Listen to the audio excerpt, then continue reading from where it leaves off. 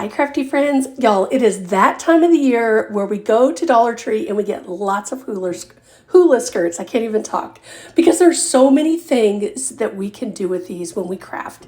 So this one we're going to make into a little planter. So I'm just using, you saw me fold it in half, and I'm just using some tape there to secure it down while we start to braid these. So I'm just kind of sectioning them out, just kind of eyeballing how thick that they look.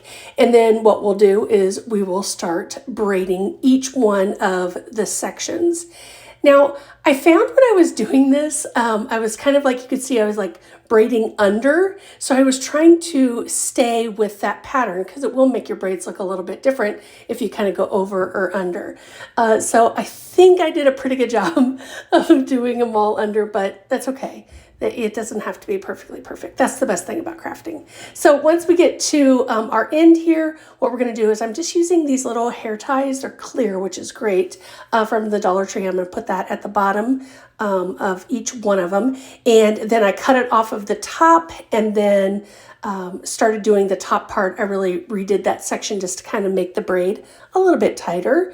And then again, put one of the little hair ties on there. So we'll do that to all of the pieces. Now, I was thinking also when I had done this, it would be a lot easier if they all were perfectly the same length, but they're kind of not.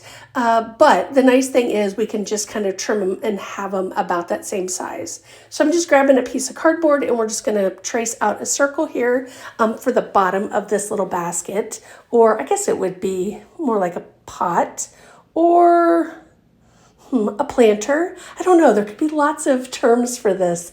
But what I decided to do was I took all those pieces that I cut off and I'm just going to kind of hot glue them all onto the bottom there.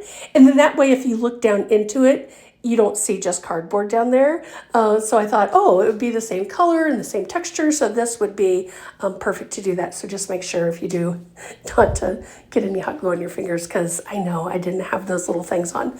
All right, so what we're going to do is we're going to start layering these up as we go. And you can see they're not perfectly circles, so you just kind of smoosh them on there until they are.